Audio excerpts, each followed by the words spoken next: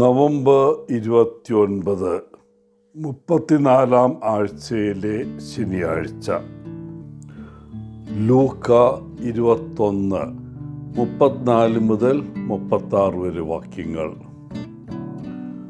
1912 April 15 Titanic എന്ന കപ്പൽ ഒരു മഞ്ഞുമലയിൽ ഇടിച്ച് മുങ്ങി 1500 പേരുടെ ജീവൻ അപഹരിച്ചു. കുറച്ചു നാൾ മുമ്പ് ഒരു മാസിക ഒരു ഞെട്ടിക്കുന്ന ചോദ്യം ചോദിച്ചു: ടൈറ്റാനിക് മുങ്ങുന്ന സമയത്ത് നിങ്ങൾ അവിടെ ഉണ്ടായിരുന്നെങ്കിൽ അവിടെയുള്ള ഡെക്ക് കസേരകൾ പുനഃക്രമീകരിക്കാൻ നിങ്ങൾ സമയം ചെലവഴിക്കുമായിരുന്നോ? ഇതുപോലുള്ള ഒരു സമയത്ത് ആളുകളുടെ നിലവിളികൾ അവഗണിക്കുകയും ലൈഫ് ബോട്ടുകൾ താഴെയിറക്കാൻ സഹായിക്കാതിരിക്കുകയും ചെയ്യുമെന്ന് നിങ്ങൾക്ക് സങ്കല്പിക്കാൻ കഴിയുമോ? ഇന്നത്തെ വായനയിൽ യേശു പറയുന്ന ആശയം ഇതാണ്. മനുഷ്യപുത്രൻ്റെ വരവിനെക്കുറിച്ചാണ് അവിടുന്ന് പറയുന്നത്. ആ ദിവസം നിങ്ങളെ ഒരു കെണി പോലെ അത്ഭുതപ്പെടുത്തും. യേശു തൻ്റെ ശിഷ്യന്മാരോട് പറഞ്ഞു: എല്ലായ്പ്പോഴും ജാഗരൂകരും ആയിരിക്കുക. വരാനിരിക്കുന്ന കഷ്ടതകളിൽ നിന്ന് രക്ഷപ്പെടാൻ നിങ്ങൾക്ക് ശക്തി ലഭിക്കാൻ പ്രാർത്ഥിക്കുക. മനുഷ്യപുത്രൻ്റെ മുമ്പാകെ നിൽക്കുവാനുള്ള ശക്തി ലഭിക്കാൻ പ്രാർത്ഥിക്കുക. യേശുവിൻ്റെ രണ്ടാം വരവിനെക്കുറിച്ച് നമ്മൾ പലപ്പോഴും കേൾക്കാറുണ്ട്.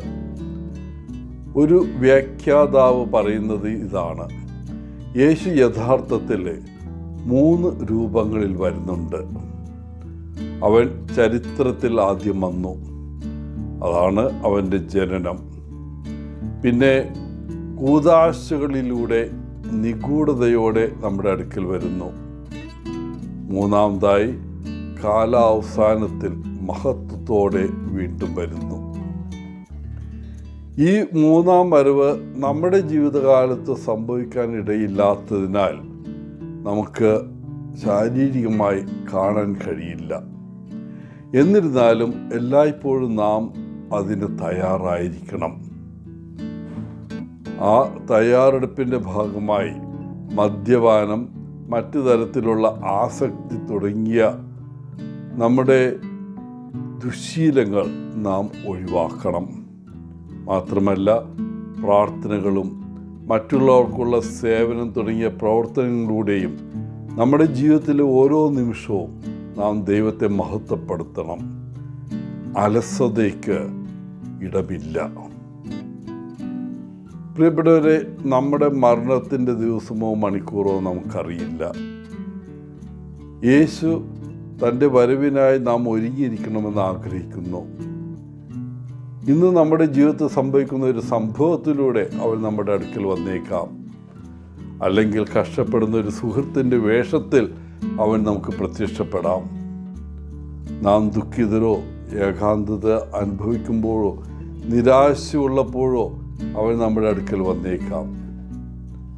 അവൻ്റെ വരവിനായി നാം ഉണർന്നിരിക്കാനും ജാഗ്രത പാലിക്കാനും യേശു നമ്മെ ക്ഷണിക്കുന്നു.